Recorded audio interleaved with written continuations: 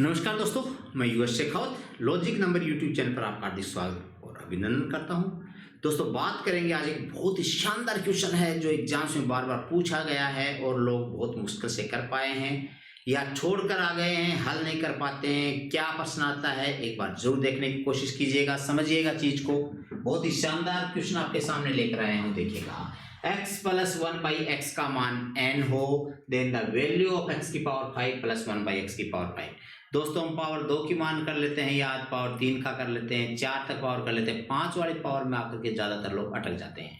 Power 5 किसके multiple से आता है दोस्तों? पावर 2 और पावर 3। 3 दूनी 6 नहीं, पावर आपस में जब गुणा करते हैं तो पावर जुड़ जाती है, तो 3 और 2 का मल्टीपल होगा। दोस्तों बहुत ही शानदार प्रश्न है, याद कर लीजिएगा। एग्जाम में बार बार पूछा जाता है। इसका मान n दे रखा है, इसकी वैल्यू पूछी गई है, तो एक बार स्क्वायर करेंगे। जब इसकी स्क्वायर की वैल्यू होती है दोस्तों n स्क्वायर माइनस 2 आता।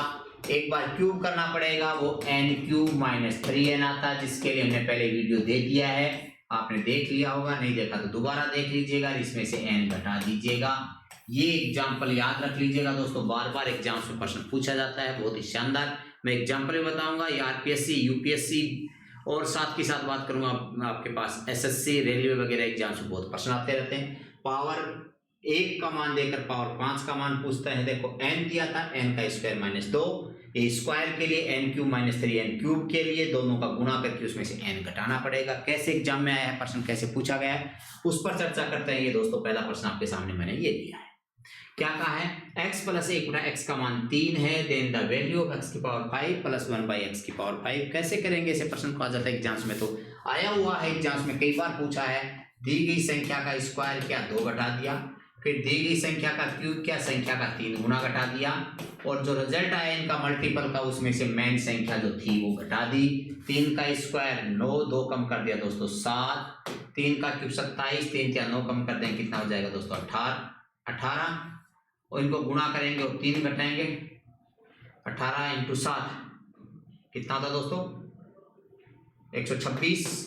3 घटा दो 123। दोस्तों ये प्रश्न आरपीएससी ने भी पूछा है, ये प्रश्न आपका फर्स्ट ग्रेड में भी पूछा है, आरएस जैसे एग्जाम्स में भी आए हैं, तो दूसरे एग्जाम्स में पूछने को देखने को मिले हैं, और एसएससी और रेलवे तो बहुत बार आए हैं। बहुत ही शानदार प्रश्न है, कई बार एग्जाम्स में देखने को मिला है। आते एक और प्रश्न लेते हैं इसी प्रकार का, कैसे एग्जाम्स में आपको करना है। क्या क्या? n square minus 2, n cube minus 3n, और लास्ट में मल्टीप्लाई करने के बाद में n घटा देते हैं। दोस्तों ये देखिएगा, एक और एग्जाम्पल लिया मैंने, क्या है एक बार आप हल करने की कोशिश करें। बहुत ही शानदार प्रश्न है दोस्तों। x प्लस 1/x का मान 4 दे रखा है, वैल्यू ऑफ x की पावर 5 की मान पाया। दोस्तों क्या करना चाहिए हमें?